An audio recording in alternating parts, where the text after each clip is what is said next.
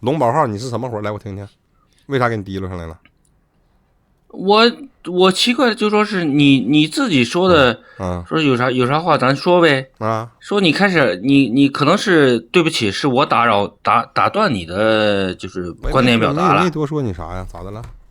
行，是你没多说啥，哎，谈谈这个延迟退休呗，谈谈呗，你说说你有啥看法？别我听你说呀，我听你想法，听你说法。跟我啥想法我都不知道具体是啥概念。你说前延迟退休你不知道？我不知道啊，我是不知道，我不是没听过，我不清楚。那你怎么个意思？是就是你比如说你说这个事儿原本是那个。是怎么规定的？现在改了规定，改到这儿，那你是讲话了，我是啥情况我都不知道了，或咋地了？你说你想法嘛？完了，我到时候我完全当一个旁观者清，我是从一个不知道的人听你说，然后我再跟你说你什么态度，我什么态度嘛？咱俩在观点交流嘛，是不是？哦，你要这样说的话，那是这，那这样说吧，那就我先说我的观点啊，你说吧。我觉得延迟退休不合适，至少是就是现在目前为止来说还没有落地，是不是？那么没有落地的情况下，也至少目前为止没有落地，但是好，咱就说没有落地，那你是啥想法？那你怎么看这个事儿？你的意思是说，咱们先假设它已经落地了，这事儿是好事还是坏事？你的意思？是。我一听这个事儿，我第一反应是啥呢？会不会是现在很多就是到了退休岁数完，实际上其实还能工作人，就算退休了以后还出去找活，会不会跟这个有关系？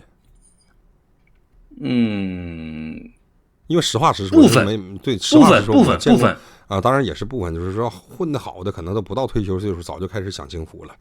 混得差的呢，那个就是到退休岁数他也接着干。就是哪管你说别你说67、8了，他还得接着干。我觉得你说这个混啊不对，那应该为啥说不对呢？就说是你如果是人家国企央企，那人家肯定是咱就说都是男人嘛，对吧？58、9可能就是退2线，然后等60的退。我这个我不是说我胡说八道啊，确实是这样的。为啥呢？你58、9了嘛？58、9怎么了？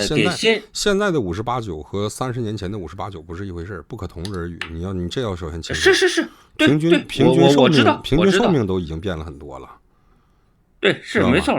你说这个我承认。咱们讲完全客观的原因，平均寿命都已经跟原来不一样。原来60多那是纯老人，现在60，你是叫中年人过分，但是也不算太老，说实话。是没错啊。那你哪儿觉得不得劲儿啊？就再干2年觉得多呀，还是怎么着？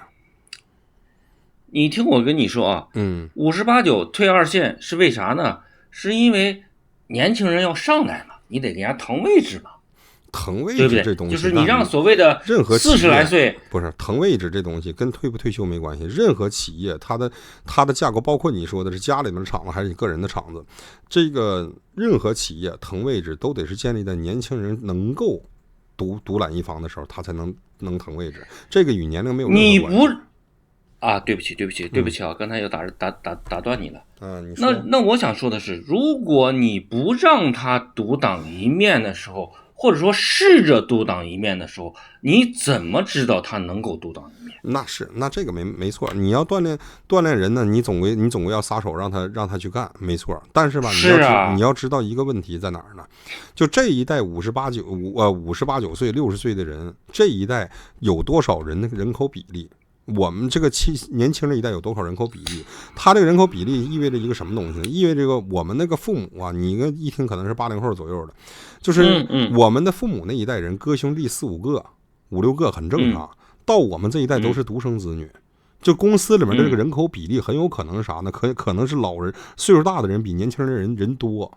如果我这么跟你说，就是从刚才说人口那个，就是现在的平均寿命拉长了，是一方面客观原因。先说一个非常主观的原因，就是公司里面的人数的比例可能占到了一半，那意味着啥？一半的人将会同一时间在这时间退休。60后、70后甚至50后，一半的人在同一时间帮还退休了，这一下公司缓不缓得过来？这就不是给年轻人去什么锻炼机会的问题。你这话怎么讲？60后是就是60岁退休，70后、80后、90后，这是一代的，怎么可能一半退休呢？不是一半的问题，是人口比例的问题，老龄化的问题是跟着摆着的。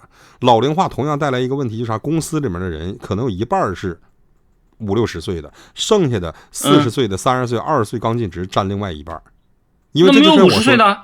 不是有50岁的，不是说没有50岁。对呀，我的意思是说什么？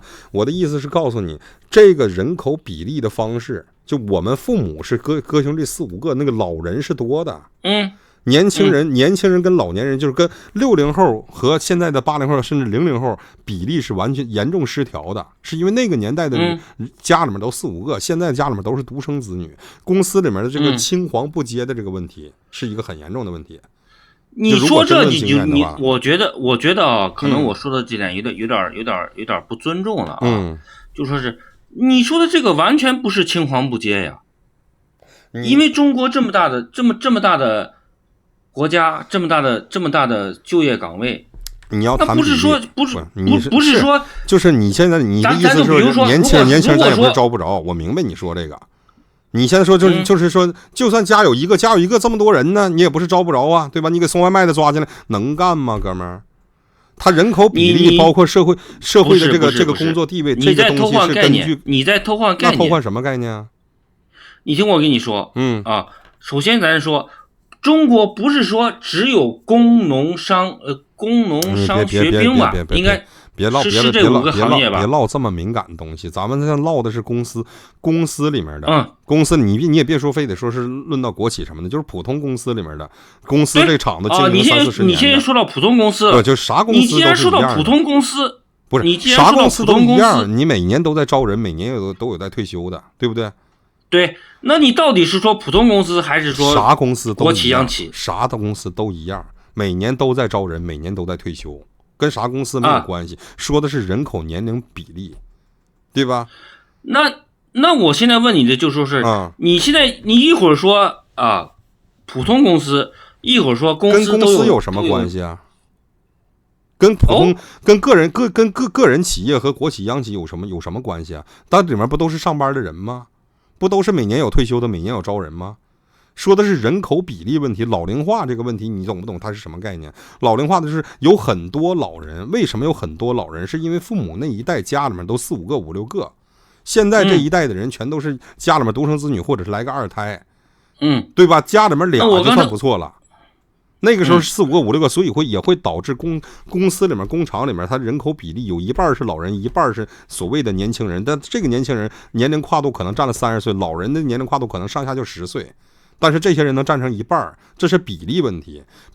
如果你现在这些老人现在都，比如说在未来的10年内，他们全退了，你剩下的这些人，顶尖的是今时今日讲，到那个年纪的时候，顶尖的是现在40岁的，下面这些人全都是新人，明白吧？就是在有一些技术岗位上面，现在只是说技术层面的，有一些技术岗位上面，老师傅同一年前后10年都没了，这公司可能都立不住了，明白吧？你没有技术了。有一些东西不像你想那么简单，说我核心技术也好，什么也好，公司运作我交个本出来，这是培训手册，你拿了一看就行了。不，首先这事儿不是那么简单的，不是说像咱上学你考个毕业证就能干下来的，很多东西是需要言传身教的。甚至很多企业它都不具备这种培训手册，真的就只能跟着师傅干。这师傅在未来10年或者未来5年或者明年他就退休的话，我是那个新人，我进来我培训着啥了？我啥也没懂啊！按照这种趋势下去，10年之后公司就没办法，没有所谓的经验了，就是失传了。我可以这么跟你说，就是原来老师傅的手，就说咱们原来电影你看过吧？说做导弹的拿手摸都能摸出啥，这个东西就没了。因为啥都是年轻人，他根本也没有师傅教他，你难道重新再去摸，就是探索一遍，用手再摸一遍，再重新走一遍那个发展过程吗？肯定是尽可能的让这些人把他们能够传授的经验，能够言传身教的东西都留给新的这些人，那才行。但是没办法，60后和70后这一批人的这个数量是非常大的，庞大的一个数字群体。这些人突然间一下如果都从公司里面撤出去的话，没有言传身教这一说了。这个现在咱们讲40岁的人，他也没感受多长时间师傅就退了。他也不会，你这个东西是会有衰减的。我跟你讲，传承这个东西是会有衰减的。如果说你师傅用了一生40年的工龄，换到今天100%的这个功力，他传给他的徒弟，可能徒弟跟他10年只能拿50%功力。徒弟混到他这岁数的时候，就算一点不失传，他最多也就是拿这50%，再传给下面一点不失传也是折半的。而现在的社会就存在这个问题，很多东西它都是传着传3代下去了，没有了。就剩都不如最开始师傅20%的东西，那这个社会上很多行业、生产业、制造业，很多行业东西，它这个水平都会下降。下降在今时今日这个国际化的市场里面，你下降你的水平，相当于你失去了和市场核心竞争力。往大了说，你从国家层面来讲，你现在的地位，你就不是现在这个地位了。现在啥都仰仗你来，很多人是付出了毕生的心血。如果你把这些人退休了，你传下来这个技术不够的话，你生产力、你制造力、核心竞争力，你通通都在下降。下降的话，那你这个公司就不是这个公司的样，你这个家都不是这个样，很严重、很大的一个问题，这是。明白吧？现在的年轻人，你看前面连麦的，我不知道你从什么开始听，前面连麦的啊，我天天上个班，我多报点工时，我咋地的？你指着这一代人有现在60岁奉献整个青春、整个人生，指着这帮人有这个技术没有吧？没有的话，那他们长大了以后，比如咱说10年后，不远的说，10年后他们30来岁成为公司中流砥柱，说他拿什么顶着这个公司啊？出现技术问题找谁呀？多1分钟都不愿意干，下班电话都不愿意接，你指望谁呀？指望大家从第一个层面来讲，指望这些老的你能多干几年，能多干几年，多干几年。说白了，希望你活到100岁，你干到100岁才好。不是压榨的问题，是你经验技术是你拿手摸出来的，明白吗？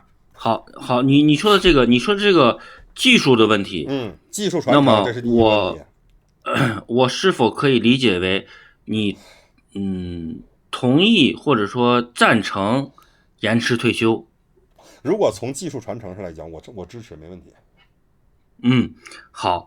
那么我想问的是，技术传承这个技术，或者说是这个技术人群，占中国，不要占中国，就是占全世界所有的这个东西，它占多少？反问啊？你反问我？我觉得它绝对不是大多数。你觉得？我们是一个就是工业就是生产物品的一个国家，这个毋庸置疑吧？我们是以生产著称的。你就是加工厂呗？你可以代工厂、加工厂，你怎么理解都行。我们是以生产著称的，全世界的加工厂，对不对？那你觉得生产产业在里面占多少？你觉得多少合适？很多。那很多的话，那这个技术来讲是不是重点？加工厂只需要拧螺丝，不需要技术。那我只能这么说，你除了拧螺丝，别的啥你也不懂。我这么跟你说，我举个例子，包括电影里面都演过的一个桥段。有老师傅，机器一转就知道哪儿有毛病。新的学徒按照他那书本查他妈半个月，他都不一定知道是哪儿的问题。那是维修工，不是维修工，这就叫技术，明白吧？这就叫技术。技术不是维修工吗？那不是，这不是单纯这么讲的，哥们儿。就像你开车，你一开车打火的时候听见皮带松了，难道你是个修车工吗？是因为你开了40年车，你就经常有毛病，你一听就知道打火是打不着，那电跟这没油了还是没电了，你亏电你一点能听出来，只是因为你变成啥久病成医了，不代表你是个维修工。对啊，那我是不是还要那这种东西是不是开到不是这种东西是不是熟练工种啊？就熟练工种嘛，熟能生巧的一个活嘛，对不对？那现在年轻人他缺这个东西啊。老年人为什么老龄他不是59岁招进来干到60岁，所以他值钱，是因为很多人20多岁、10几岁就在工厂里干到60岁，他牛逼的是这一生的经验，不是牛逼他是这个年龄啊。你要明白，这个东西是不可能因为你是年轻人，老师傅把东西全都灌输给你，你25岁拥有他60岁经验，这是不可能的。等于你现在，这我也同意。对啊，所以说等于你现在如果退了，可能意味着25岁的人要再花至少30年的把30年的精力去把你没传承给他，或者是他当时学不明白的东西，重新再去走一遍。我说实话，你到时候真的，但我还是那句话，技术的东西究竟中国占比的多少？我可以这么告诉你，作为一个如果你还不明白的话，不是我不明白，对不起啊，作为一个制造业的一个大国，作为一个制造大国，技术来讲，可以这么说，命脉。在这些厂子里面，技术这个制造业大国，技术就是命脉。很多东西我们就是从没有摸出来的，从一无所有开始摸出来的，没错吧？这个我始终坚信，因为如果那是不是所有东西愿意卖原子弹的话，对啊，我们现在就不会有自己的原子弹。不是，所以是不是意味着很多人靠毕生的心血去摸索出这东西，他写个本后晚辈他就能全都掌握的，掌握不了，少10%都不知道，对吧？很合理啊，这个。好，我这样问你，那这样说，2点啊，第一点，技术。就是你所谓的技工也好，技术也好，经验也罢，什么样也好，是不是占社会所有工种的全部？这是第一。第二，那占多少？第二，你不要给我反问。第二，我想问你，你提出质疑了，你提出质疑。一个清洁工，就是工位。哪个清洁工60岁干到60岁还得再继续干？什么？哪个清洁工干到60岁还得让这个清洁工干？让他延长，有没有清洁工干的话，干到60岁的？你既然同意赞成延迟退休，那他60到65这5年，他是在规则适用范围内，但是没有清洁工会干到60岁，除非他55岁进来应聘的就是清洁工。清洁工不在技术工种这个岗位范围内。那清洁工，我可以这么告诉你，清洁工我就问你，现在回答你，是男的还是女的？我再回答你，不是技术岗位的嘛，对不对？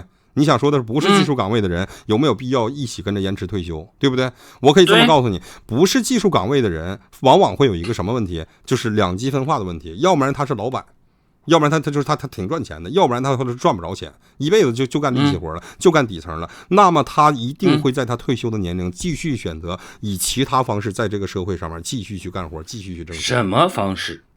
比如说退休员工去干别的活，现在60多岁的还在干活，什么活？什么活都有。什么活？什么活都有。什么你送外卖的？说一个。送外卖的，送快递的，跑滴滴的。60岁的老人啊，你让他骑一个电动车去送外卖？有。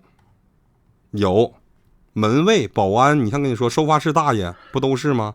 那都是到退休年龄的，为啥呀？哎呀，你别哎呀，那你看你自己看看屏幕上给你打字，要不然你查查也行。保安60以上的不多了去了，小区物业的，门口抬杆。就是人家说那句话啊，保安招了5个，小区招了5个保安，一共9颗牙。对。那你不觉得好笑吗？确实好笑，但是就是现状。因为啥？这辈子学历不高，退休了以后，技术工种也不高，该努力说没努力也好，机遇时运不济也罢，他退休了以后钱不够花，所以他就继续工作，少吗？这还是能找到的，而且我跟你说，能找到机会，我估计不超过5%到10%。你哥们儿，你从上来什么东西都是你估计、你猜、你以为、你认为。对吧？你拿出事实是什么样？你可以去问一下你的周边。我看见了呀。也许你接触的是高层的人员，不存在这个问题。不是高不高层的问题，不是高不高层的问题。我给你举个很简单的例子，你看现在英嫂跟我说，他爸都快70岁了，公司已经返聘他爸3次了，这次有毛病了，是搁家休假都继续给你工资，你就是那意思。你还是谈技术的事情，不是谈技术的问题。公司返聘你，说明你有返聘的价值。没听过哪个保洁工退休了还给你返聘回来的，年轻人肯定是比你能干的，但是他有没有足够的钱去养老吗？没有的话，那给你退休也不是坏事啊，你省着出去当保安去了，你省着去给人看门庭去了。咱们现在意思是说，你60多岁该退休的年龄不退休，去当保安，去干这去干那，对不对？是为啥？因为他退休金不高，对不对？他为什么还去干活？因为他退休金不高。不是，而是60到65之间就没有退休金，不是不高的问题，是没有。那咱就说65岁往后的，他还去搁那当保安，那老大爷在门口一待着。咱先说60到65的，别说65。好，60到65的，现在啥意思？60到65没有干保安的，60到65干装修都大把人在，工地农民工都大把人在，哥们儿。大把人在，对，那就是你说的，你说我是估计一样，你是看到了，你是有什么数据吗？看到了，那你现在一跟我提保安，我从电视上也好，我从我现实见过也罢，那基本上都是岁数大的。我现在住的地方楼下的换班倒3班，全是那岁数的。啊，那就是5个保安9颗牙呗。啊，你这个有点夸张，但确实就是那意思。啊，哎呦，你要这样说，那你别纳我，那哥们儿，那你也是凭感觉说，你要觉得我凭感觉说不合理的话，那你也在凭感觉说，那你拿数据。对不对？咱们现在就没有必要降这个东西，就其实很简单一个道理。咱们说这种人存不存在？咱们说于技术层面来讲，晚点退休不是坏事，但是确实不，我说咱总结嘛，对不对？从技术层面来讲，技术工种晚点退休不是坏事，当然前提是他能干动，他干不动咱另讲了，对吧？从这技术工，另外一种呢说不是技术含量的，当然说你要说保洁可能是扯的有点太底层，就是说不是技术要求那么高的，他们在退休年纪了以后，他们是不是还要就是继续在社会上工作？这种人你说全都是吗？也不见得全都是，有的觉得退休金够了，他就要享清福去了，没问题啊。那退休金说的不就是不够的咋办？退休金又够，然后呢他又想去享清福的人，他在这个部分当中如果延迟退休时间，对他来讲他会不会觉得不舒服？会。但是他的不舒服，就这一部分人的不舒服，比起我们需要那个技术岗位传承也好，其实就我们所谓的中层的这些人，他也需要技术传承，不是说公司都是领导才当技术传承，哪个工作岗位上干久了他都有技术传承这一说。我们现在就是属于这个，我告诉你，现在这个阶段就是老龄化的这个问题，在未来20年，我们父母那一代人基本上，我说不好听的也都差不多了。未来20年，他这个老龄化的问题带来的就是青黄不接。老龄化问题你总不能不承认存在吧？存在的话，那就是青黄不接。我承认，那就是青黄不接。你承认的话，那就等于这一阶段的老龄人家里面一家都有4-5口的人，到我们这种家都是独生子女，这个社会构成人口比例里面来讲，就是要面对青黄不接。大批量的老龄有技术的，包括你就在岗位上有经验的，你不见得是多高技术工种，有经验的这些人都退休了。就这么简单。年轻人拿出来了以后，不是你就想现在的啊，这当然不是80后，其实也很多。现在小孩一出来干啥？送外卖，为啥？送外卖这个行业怎么的绝对光荣还是怎么着？不是，只是因为挣的钱多，他愿不愿意去厂子里面去老实学个技术，混到老的时候怎么着？不愿意啊。暂时现在的人都是很为当前这个仕途所看的，就是我现在挣的钱多，此时此刻挣的钱多，我就要去干去。有多少人呢？你跟他讲未来发展，讲你退休以后，讲祖国发展，他不放在眼里，他只看现在能挣多少钱。年轻人去跑外卖干这些没有任何未来发展的这个空间性的工作少吗？很多呀。那未来你说招人，有技术的人愿意进去干的少，有经验的人老退休一大把，那中间这一步过渡怎么过呀？通通把技术失传掉，把包括这里面的中层中低层的经验通通全都失传掉，然后我们再重新去摸索，我们失去一个工业制造第1国家的这么一个地位，然后从头再去摸索，那怎么做你觉得合理呢？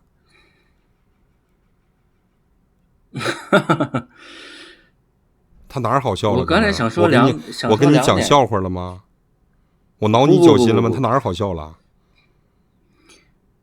我想说的是啊，还是那句话，就是说我始终不承认断层的存在。你不承认，我跟你说，那你人口老龄化这5个字就是断层的意思。如果你连这5个字看不懂，咱就别上来秀智商了，哥们儿，喝点啤酒，老实睡觉吧，行不行？老龄化这5个字，人口老龄化这几个字你都听不懂是啥意思的话，你上来叭叭啥呀？我听懂了啊，那听懂了合不合理啊？啊，意思就是延迟退休就合理了，就是技术延迟退休是一种办法，技术是一种技术工延迟退休，我非常赞成。它是一种办法。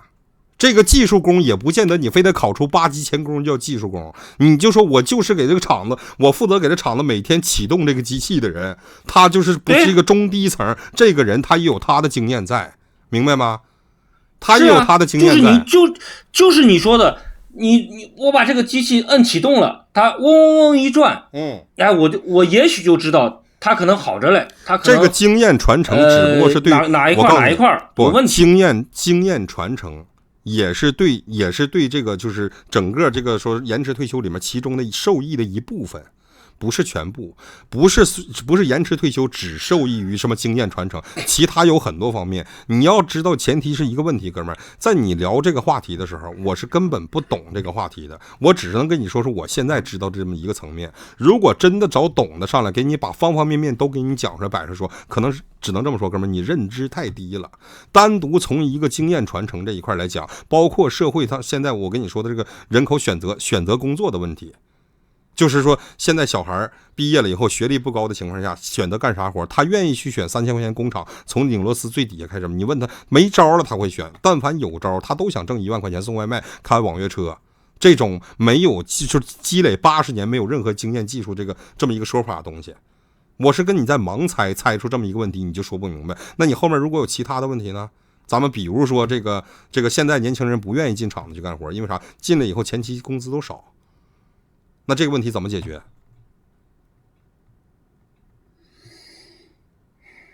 先把工厂全关了，钱都让他退休，完了等到这些人送外卖送到40岁，发现没有啥发展，完了再回到厂子里面去干。啊？我是盲猜，哥们儿，我是盲猜的，你都回答不了我的话，你真找专业跟聊，你能聊明白吗？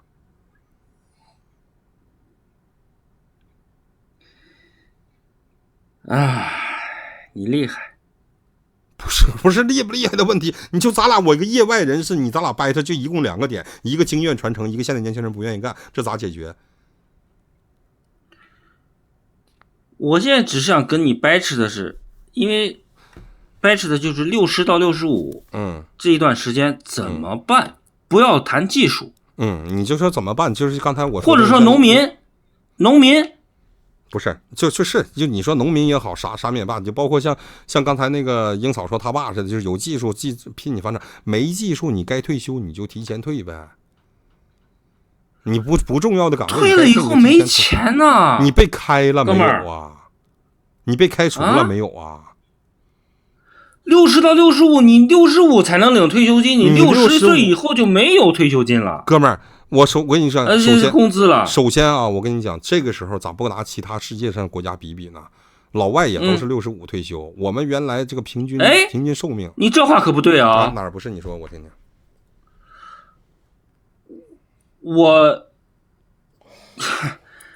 你非要让我说，那你可以去网上查啊。美国不是。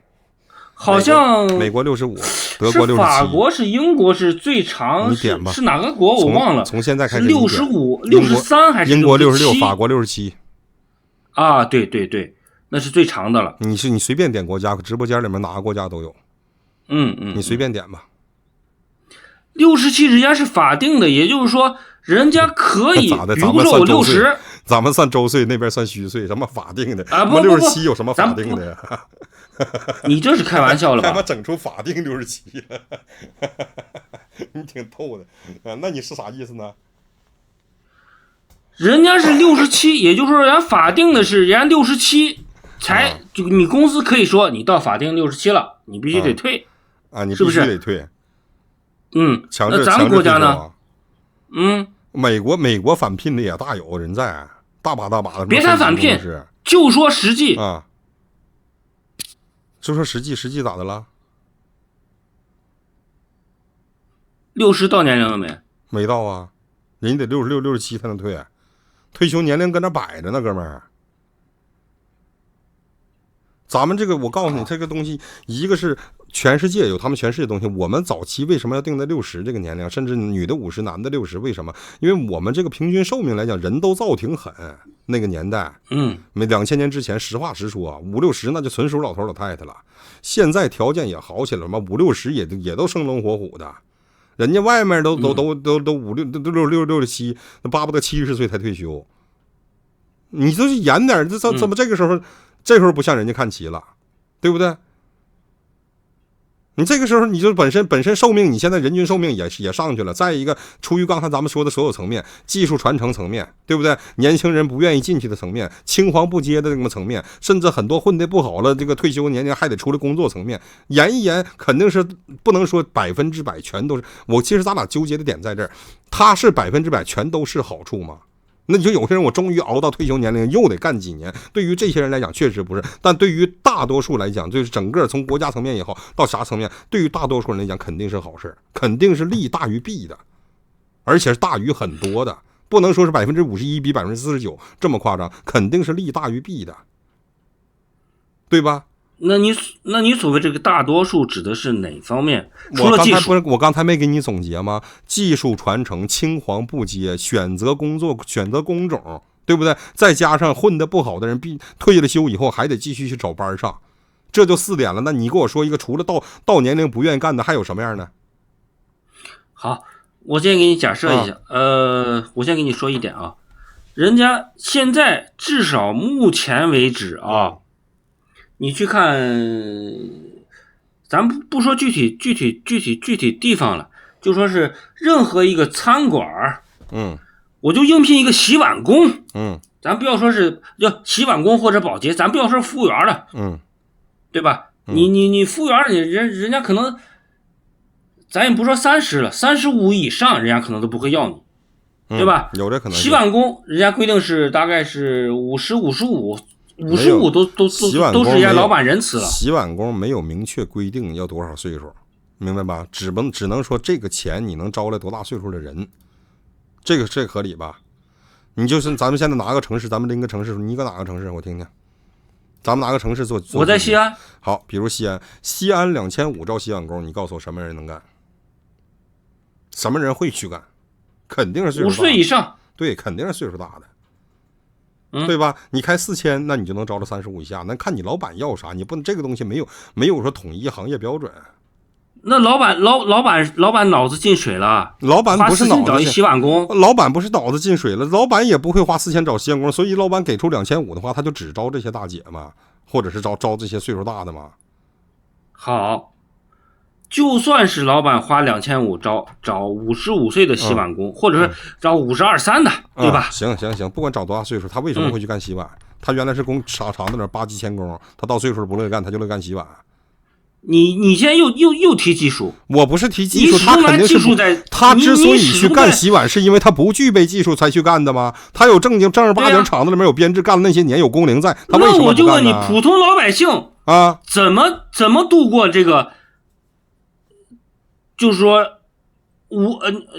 咱就说男的60到65这个阶段，那你想的应该是怎么度过呢？我想知道，我不知道呀，我问你啊。正常你有班就上班，没班你要技术度过呀。不是，其实但是技术这个没技术呀。咱俩幻想一下，20年以后，咱俩现在都60了，到退休年龄了啊，没变的时候，我说退了不干了，我就想清福去了。为啥？因为我一个月有1万块钱劳保。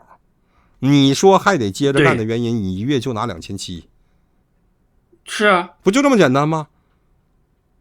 那你告诉我你咋度过？你说吧，你是拿2700搁家窝着那么过不上好日子，完了儿女给你脸子，你那个支援不了，你是出去上当门卫去吗？别，那你去当门卫去吧。咱别扯别的，不是我扯别的，你刚才那个问题，咱俩不是，咱俩就是刚才那个问题，这就是他们怎么过。两种类型嘛，我这辈子都是技工，我到岁数了，我先拿这个钱，你先告诉我，我接着干。我说实话，公司这东西怎么规定，他还能拿我当20岁的人进去干去吗？我60岁到65岁，如果还让我在这公司里面，我技术工种让我干，也不可能干劳力活了。说白了，也跟搁厂子里面享清福没区别。有技术问题找你，没有你就喝茶水指导年轻人。我可以这么告诉你，负责告诉你，哪个厂都这么干的，无论他属于哪儿，都是这么干的。对，你说这个我岁数大了，不可能让你像驴似咣咣搁那干了，你也就是技术指导了，都当顾问了。对不起，那个啥，我想提醒一下哦，就是说，你看你好，就说是，当然你也没有打断我，就是也打断我了，但是打断的不是那么明显。但是你看你说的时候，我尽量保持不说话，是不是？那么我说的时候，我说个疑问句，尽量你也不要说话。好，行不行？我说一个排比疑问句，你开始说3个问题。行，你说。1，我给你脸了；2，你是干啥的呀？3，你是不是觉得自己挺行的呀？你他妈唠哪个明白？你唠明白了，你一点数据没有，我给你唠这么半天。说实话，我不是他妈为点节目效果，我早一就给你踢了。你还挺拿自己当个腕儿的，哥们咋的？我邀请你上来聊这话题的啊？你提了脑瓜上来，那你的他妈俩眼珠通红的，你光搁这问我问题，你一个数据没有，我跟你唠半天不错，我够给你脸的了。你还想咋的呀？那你的意思我可不可以这样理解，就是说是你现在已经说不了了，回答不了我的问题了。哪个问题所以回答你啊？你就说是给我脸了呗？哪个问题我都回答你了，是你回答完了以后你不接着说了。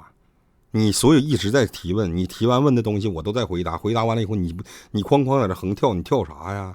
技术工种的不谈了，青黄不接的不谈了，收入不够的不谈了。现在就假设咱俩都是60岁，为啥要接着干？一累到要死了吗？二我身体不行了吗？身体不行早病退几岁他也病退了，对不对？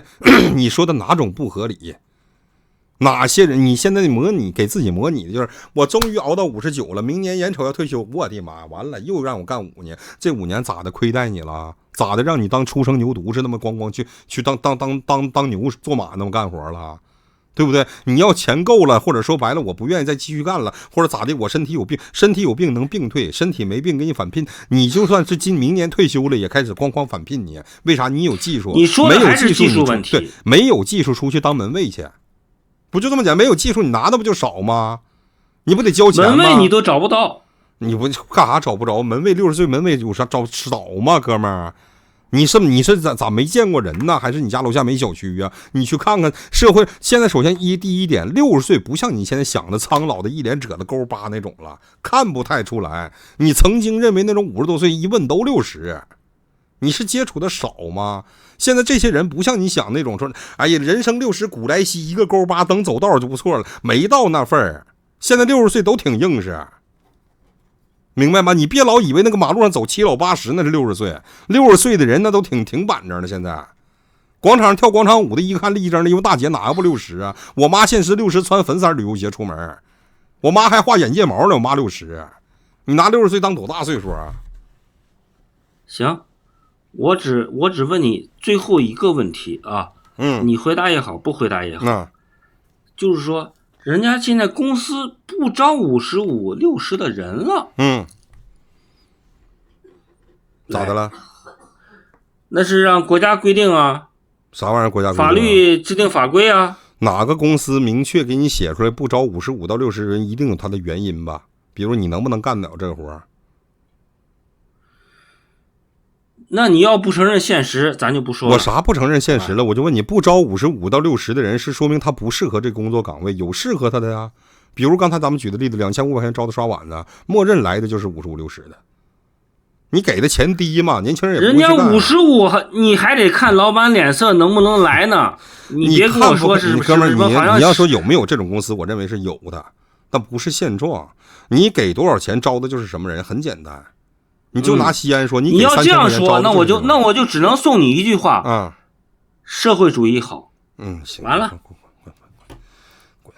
滚，唠破防了，唠他妈开始跟我俩搁这块唠敏感词，你要炸房啊，哥们儿？那咋的？那咋的？美国好，美国好，美国55岁你想退就退，你51岁你想退就退，完了你个退休金不够，出去干活去，你也那啥，你也能找着活干。55岁人家也招，55岁你进公司里面当总裁去啊，人家招你吗？年龄大了，如果不在重要工作岗位上面，那你得先想为啥你不在重要工作岗位上。如果这辈子把时间都放在眼巴前那种金人打工，就是说白力气活这个工作上面，55到60的人一样有的是地方他可以去工作去。门卫也好啊，刷碗也好啊，怎么说，包括什么打扫卫生也罢的，就是包括晚上当保安，就我楼下那个岗亭子大哥一问不也55了吗？你瞅着好像40来岁似的，你一问不也55了吗？首先你得跳出你传统的概念，60岁的人现在已经不是勾巴巴那样的了啊，弯腰驼背走不动道那样，60岁人你基本都看不太出来，就像原来40、50岁一样，这是属于本身寿命变长了。这他妈的，你唠那个嗑唠到最后，你想证明的是啥？我都好奇了。最后你想证明的是啥呢？啊，证明的就是改了这个年龄了啊，改了这个上班年龄了，你不舒服了。那别人这个时候怎么不向别的国家看齐了？别人都67、66退休，那咋说呀？先等你退休了再说。等你退休了再改。那怎么中间从你这边掐齐了以后，后面不招人了？招人进来以后，等我退休再说呗，永远不改。啊，感谢汤姆的跑车啊。话都说不明白，没有任何东西上面有这。我跟你讲，我如果说什么事儿家里面提出建议了，什么事儿一说有反对声音，都是你们这种的，我很欣慰。我只能这么说，我甚是欣慰。果然啊，唱反调全是边角料，全是边角料。社会当中有这种声音的，全是你们这种边角料。果不其然，合理啊，非常之合理，非常合理。没本事呗，没本事他不该死。咱们实话实说，没本事归没本事，没本事不该死。那你在这社会上当中生存，要么有本事，要么没本事。没本事你就是挣钱呗，对不对？没本事就干打杂的活呗，也不是说非得怎么着。能说话了啊？能听着来。我天哪！我本来想倒口水，说我的委屈，我现在特别不想说。那个刚才那话题还让继续吗？别继续了，没意义。感谢乐以里的跑车，感谢飞羽凝空的跑车。你说你的事儿吧，说两句吧。我们都站在自己角度考虑这个事儿，尤其说延迟退休，这喊过几次也没有延迟退休。这是都是个提议，他肯定是有他肯定有他的好处，但是说实话，我记着77岁了，谁赶上赶在门槛，谁也不愿意，很合理，没啥不合理。听我说好吗？实际上我是愿意一些年龄大的人。我给你脸了，我听你说好吗？不好，不听。说咋的？我是今天给你们呈现出来，我脾气挺好的，不好。然后呢？我是不是给你们点脸了？